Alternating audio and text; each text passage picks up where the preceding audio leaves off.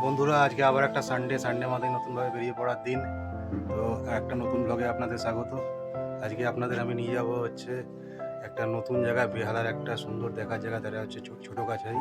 ছোটো কাছারি খুব একটা জাগ্রত বাবার মন্দির, মানে এবং প্রাকৃতিক পরিবেশ সেই জায়গাটা খুবই সুন্দর।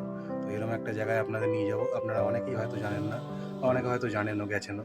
তো এখন শ্রাবণ মাস আসছে। তো এই সময় হচ্ছে বাবার সময়, মানে ভোলে বাবার সময়।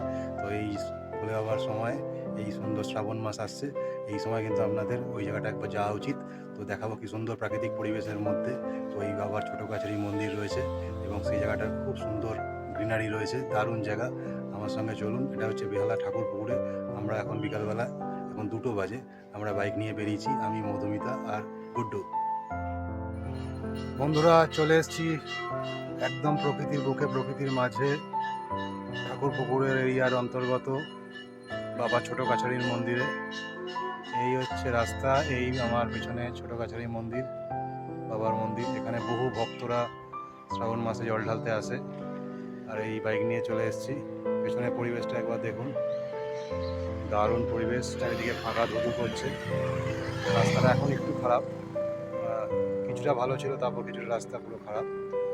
আর এই মন্দিরের পাশ দিয়ে একটা খাল বয়ে গেছে। অন্যান্য খালের থেকে এই খালের জলটা একটু পরিষ্কার, তাই অনেকটা নদী নদী ফিল আসে। এখানে একটা প্রাচীন বট গাছ রয়েছে, তার তলায় একটা মন্দির রয়েছে। আর যেখানে যতদূর চোখ যাচ্ছে দেখুন, পুরোটাই কিন্তু ফাঁকা ধুধু করছে।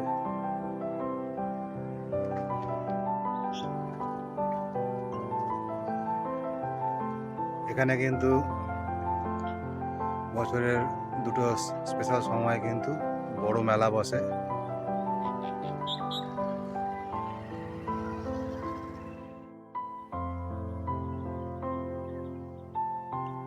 এটা রাধাচূড়া গাছ, দেখলে মনে হচ্ছে যেন আঁশফল হয়ে রয়েছে। আর এটা একটা সেই প্রাচীন বট গাছ। গুড্ডু আর মধুমিতা অলরেডি মন্দিরে ঢুকে গেছে, হোম হচ্ছে।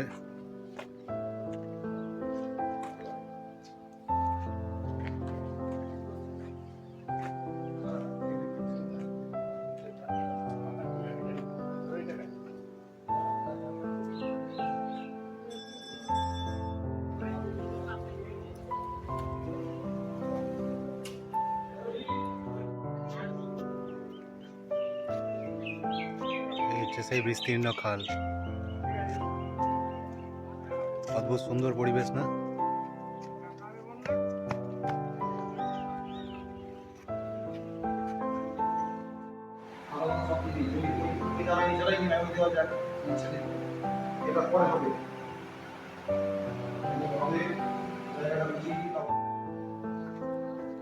এই গ্রাম্য পরিবেশের মধ্যে সুন্দর বাবার ছোটো কাছারি মন্দির।